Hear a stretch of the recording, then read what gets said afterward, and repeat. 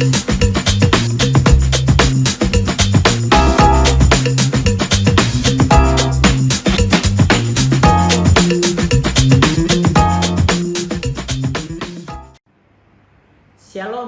selamat pagi Bapak Ibu dan teman-teman semuanya. Kita kembali lagi berjumpa dalam program Devotions from Nations. Saya sangat bersyukur bahwa pagi ini saya dapat menjumpai setiap Bapak Ibu dan teman-teman semuanya. Saya berdoa setiap Anda semuanya dalam keadaan yang baik-baik saja, semuanya sehat dalam jasmani dan rohani. Dan pagi ini saya ingin menyapa juga buat saudara-saudara kita yang berada di luar negeri, dari Malaysia, Brunei, Philippines, Korea, US, buat dari Vietnam, dari Taiwan. Shalom semuanya, selamat pagi. Saya berdoa pagi ini akan menjadi pagi yang ajaib buat setiap kita. Mari sebelum kita mulai, kita akan awali dengan berdoa. Bapa, kami mengucap syukur buat pagi ini. Tuhan menyertai setiap kami, Tuhan melindungi setiap kami dengan sempurna. Kami berdoa Tuhan pagi ini, biar firman-Mu menguatkan setiap kami.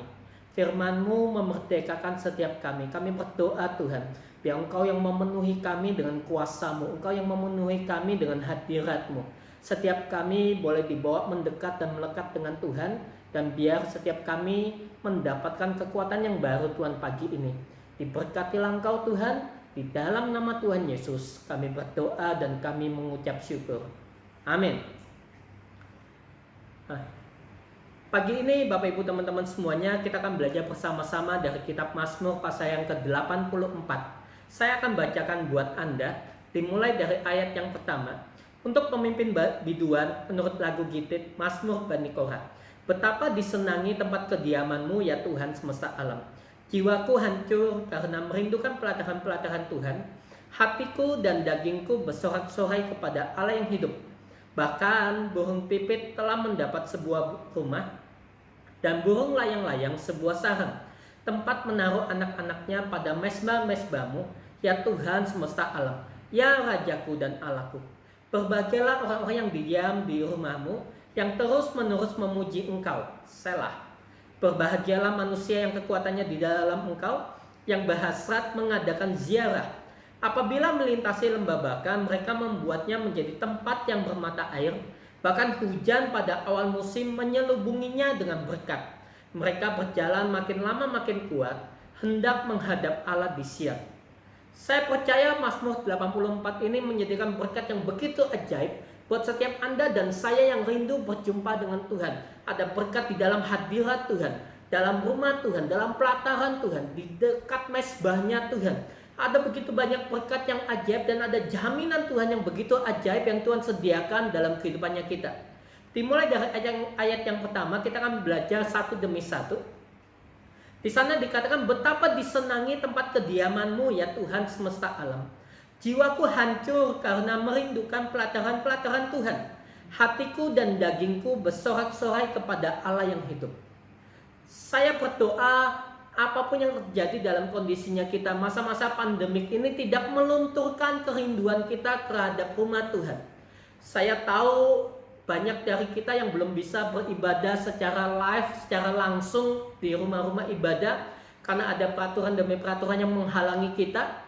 Bahkan ada beberapa gereja yang sudah buka tapi belum bisa menampung semua jemaat untuk ikut. Tapi saya berdoa itu tidak menghalangi Anda dan saya untuk kita memiliki kerinduan untuk ada bersama-sama dengan Tuhan. Karena itu yang akan menjadi kekuatan dalam kehidupannya kita. Di sana dikatakan di ayat yang kedua, jiwaku hancur. Dalam bahasa Inggrisnya di sana dikatakan my soul longs, my soul yearns. Di sana dikatakan ada suatu kerinduan yang begitu besar yang ada di dalam jiwa pemazmur di sana.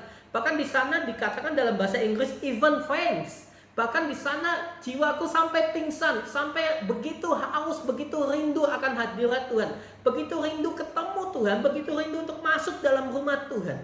Saya berdoa masa-masa pandemik ini sungguh-sungguh merupakan suatu ujian dalam hidupnya kita.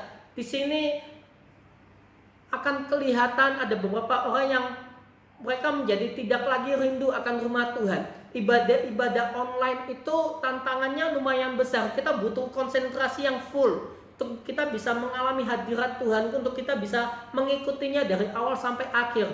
Kadang-kadang sometimes ada banyak gangguan, ada anak lagi minta sesuatu, ada keluarga, ada banyak gangguan. Tapi saya ingin mengencourage buat setiap Anda, ayo apapun itu, jangan sampai itu menghalangi kerinduannya kita akan rumah Tuhan. Karena di sana dikatakan, hatiku haus, hatiku rindu, hatiku lapar. Saya berdoa pagi ini, kalau Anda sudah tidak memiliki lagi kerinduan, kelaparan, ketika ibadah online, ketika ibadah hari Minggu, semuanya berjalan seperti biasa, semuanya menjadi rutinitas, Anda nggak lagi mengalami hadirat Tuhan. Saya berdoa pagi ini, akan ada roh yang baru yang Tuhan berikan dalam kehidupanmu. Ada roh yang haus dan lapar akan Tuhan kembali mengalir dalam kehidupan pagi ini. Ada jiwamu yang kembali yearn sama Tuhan, jiwamu yang kembali longing for God, jiwamu yang kembali lagi merindukan Tuhan. Karena ini yang sebenarnya menjadi kekuatan dalam kehidupannya kita. Kalau sampai kita ada dalam suatu kondisi di mana kita mengalami kekeringan, kita nggak lagi haus, kita nggak lagi lapar akan hadirat Tuhan. Ibadah online hanya menjadi sekedar rutinitas. Kita ada dalam situasi yang berbahaya. Oleh sebab itu saya berdoa sungguh-sungguh, I speak life, I speak a new spirit, I speak a new longing for God in your life right now, in the name of Jesus. Aku berdoa Tuhan, urapi umatmu pagi ini yang mendengarkan siaran ini Tuhan. Ada roh yang takut akan Tuhan, ada roh yang haus dan lapar akan Tuhan kembali mengalir, kembali muncul. Ada kegelisahan ilahi Tuhan, aku berdoa mengalir saat ini di dalam hati mereka Tuhan. Saya berdoa sungguh-sungguh buat Bapak Ibu teman-teman semuanya, untuk kita kembali lagi merindukan. Karena di sana akan ada begitu banyak janji Tuhan, ada jaminan Tuhan, ada pemeliharaan Tuhan di dalam hadirat Tuhan. Di ayat yang ketiga di sana dikatakan, bahkan burung pipit telah mendapat sebuah rumah, dan burung layang-layang sebuah sarang tempat menaruh anak-anaknya. Pada mezbah-mezbahmu ya Tuhan semesta alam, ya Rajaku dan Allahku. Ketika saya melihat ayat ini, saya teringat kepada khotbahnya Tuhan Yesus. Tuhan Yesus suatu kali berkata bahwa burung pipit yang 2 ekor burung pipit seharga 1 peser atau seduit di sana, yang di sana dikatakan berarti bahwa burung pipit itu adalah hewan yang sangat murah. 2 burung pipit di sana dihargai dengan 1 peser. Kalau di convert dalam mata uang Indonesia saat ini, 1 peser itu berkisar sekitar 1.500 rupiah atau setengah ringgit. Dan itu mendapatkan 2 burung ekor pipit. Dan itu jadi salah satu hewan yang sangat-sangat murah. Bahkan dikatakan tidak ada harganya, sangat murah. Tapi hewan yang sangat murah ini dipelihara oleh Tuhan. Di sana dikatakan ayat ketiga, burung pipit ini telah mendapat sebuah rumah. Burung layang-layang sebuah sarang tempat menaruh anak-anaknya. Saya percaya Anda dan saya lebih berharga daripada seekor burung pipit. Tuhan berkata dengan jelas bahwa Anda dan saya adalah anak Tuhan. Kita jauh lebih dipelihara oleh Tuhan. Kalau burung pipit yang tidak berharga saja diperhatikan oleh Tuhan. Di sana dikatakan mereka memiliki rumah, mereka memiliki home, mereka ada sarang, mereka punya keluarga yang diberkati ketika mereka mendekat sama mezbah. Terlebih lagi Anda dan saya ketika kita sama-sama kembali membangun mezbahnya kita. Saya percaya ada jaminan pemeliharaan Tuhan yang ajaib dalam kehidupannya kita. Masa-masa pandemik ini boleh jadi dalam kehidupannya kita, tapi kita tidak takut, kita tidak khawatir. Kenapa? Karena ada pemeliharaan Tuhan yang sempurna di dekat mezbahnya Tuhan. Mari bangun kembali mezbah Tuhan pagi ini. Mari bangun kembali keintiman dengan Tuhan. Saya merasakan dalam spirit saya bahwa Tuhan menyediakan begitu banyak janji Tuhan. Yang perlu Anda dan saya lakukan hanya masuk dalam hadirat Tuhan, berjumpa dengan Tuhan, dan Anda dan saya akan dapat menikmati semua berkat janji Tuhan yang Tuhan sediakan dalam kehidupannya kita. Mari sama-sama pagi ini kita mengambil keputusan untuk maju lebih lagi, masuk lebih dalam lagi bersama dengan Tuhan. Ayat yang kelima dikatakan, berbahagialah manusia yang kekuatannya di dalam Engkau, yang berhasrat mengadakan ziarah.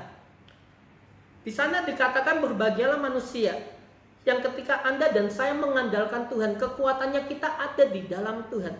Setiap kali saya merasa lemah, saya masuk dalam hadirat Tuhan dan saya merasa bahwa saya mendapatkan kekuatan yang baru. Di sana juga dikatakan yang berhasrat mengadakan ziarah. Ziarah ini adalah perjalanan ke tempat kudus untuk merenung, untuk merefleksikan diri, untuk beribadah, mendapatkan pewahyuan, mendapatkan hal-hal yang baru. Di sana dikatakan bahwa yang menarik di sana baru orang berhasrat mengadakan ziarah. Mereka belum mengadakan ziarah. Mereka baru memiliki kerinduan. Tuhan, aku mau ketemu Engkau. Aku mau menguduskan diri. Aku mau memisahkan diri dari kegiatan yang lain. Aku mau ziarah. Aku mau beribadah. Baru berhasrat di sana dikatakan berbahagialah engkau, diberkatilah engkau. Wow, ini sangat-sangat ajaib. Kerinduannya Anda dan saya, kita belum sampai. Kita baru memiliki hasrat untuk berziarah aja sudah Tuhan katakan kita berbahagia. Saya berdoa sekali lagi, muncul lagi hasrat dalam hidupmu.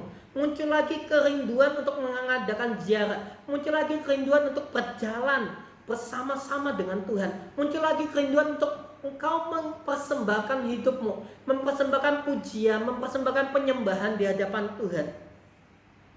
Ayat yang ke-6. Apabila melintasi lembah Bakah, mereka membuatnya menjadi tempat yang bermata air. Bahkan hujan pada awal musim menyelubunginya dengan berkat. Di sana dikatakan apabila Anda dan saya melintasi lembah Bakah. Lembah Bakah itu dikatakan pengertiannya adalah lembah air mata. Dalam perjalanan Anda dan saya bersama dengan Tuhan, Tuhan nggak janji nggak akan ada air mata. Ada masanya, ada waktunya kita melewati yang namanya lembah air mata.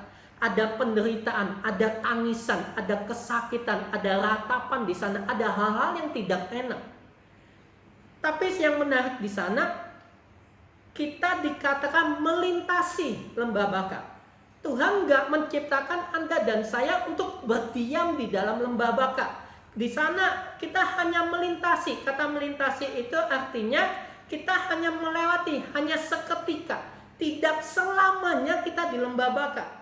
Yes, mungkin ada masanya di mana Anda dan saya ada kesakitan, ada penderitaan, ada serangan, ada sakit, ada yang nggak enak yang kita alami. Tapi Tuhan katakan, kalau Anda dan saya rindu, Anda dan saya berhasrat mengadakan ziarah, lembah Bakah itu hanya kita lewati, hanya kita lintasi, itu hanya sementara. Itu bukan destininya kita, itu bukan tujuan akhirnya kita, karena tujuan akhirnya kita akan menghadap Tuhan. Kita mau ketemu Tuhan. Jadi saya ingin menguatkan setiap Bapak, Ibu, dan teman-teman pagi ini. Kalau Anda merasa, Tuhan, aku sudah memutuskan untuk cari Tuhan. Kenapa aku harus mengalami hal yang tidak enak?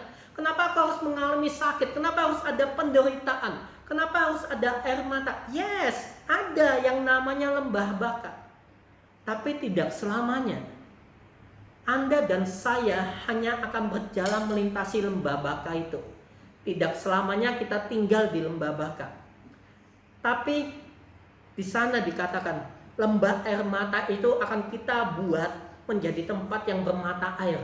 Masa-masa kesulitannya kita akan menjadi mata air. Masa-masa di mana kita bahkan menjadi semakin kuat. Bahkan hujan pada awal musim menyelubunginya kita dengan berkat. Saya berdoa, Anda dan saya tidak akan stop di lembah Bakah. Penderitaan, tangisan, semua kesakitan tidak menghentikan langkahnya kita. Tidak mematikan hasratnya kita untuk ketemu dengan Tuhan. Tapi itu terus menguatkan kita, terus membuat kita semakin lama semakin kuat. Di ayat yang ke-7, mereka berjalan makin lama makin kuat, hendak menghadap Allah di Sion. Saya sangat suka ayat ini. Di sana dikatakan mereka berjalan makin lama makin kuat. Makin lama makin kuat.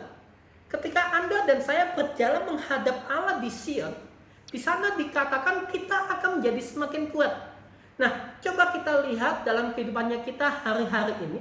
Kalau kita mendapati kita semakin lemah dalam masa pandemik, dalam masa lockdown, dalam masa PSBB, dalam masa semuanya dibatasi. Kita menjadi semakin lemah. Jangan-jangan kita ini jalannya kita salah arah. Kita nggak berjalan menghadap Allah, tapi kita berjalan fokusnya kita nggak lagi kepada Tuhan, tapi kita fokus pada masalah kita fokus pada lingkungan kita fokus pada sekelilingnya kita. sehingga kita nggak berjalan menghadap Allah. Karena di sana dikatakan kalau arahnya kita menghadap Allah di Sion, ketika kita berjalan menghadap Tuhan, di sana dikatakan bahwa Anda dan saya semakin lama semakin kuat. Kita tidak semakin lemah. Lembah baka boleh kita lewati, tapi kita akan semakin kuat. Kita akan semakin kuat, semakin kuat. Dalam bahasa Inggris ada sesuatu yang menarik. They go from strength to strength. Each one appears before God in Zion. Di sana dikatakan masing-masing dari mereka akan ketemu Tuhan. Saya berdoa setiap Anda dan saya, ini ada jaminan yang begitu ajaib dalam hidup kita.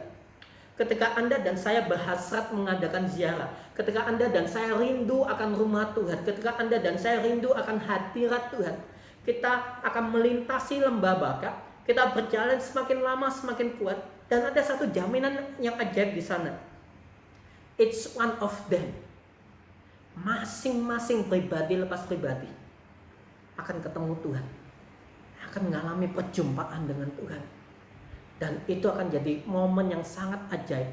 Itu akan menjadi kita semakin lama semakin kuat. Ada jaminan dalam Tuhan bahwa ketika pencarian kita dengan Tuhan itu nggak akan pernah sia-sia. Ketika engkau mencari, engkau akan mendapatkan. Ketika engkau mengetuk, pintu akan dibukakan dalam hidupnya kita. Ada jaminan Tuhan. Masing-masing pribadi.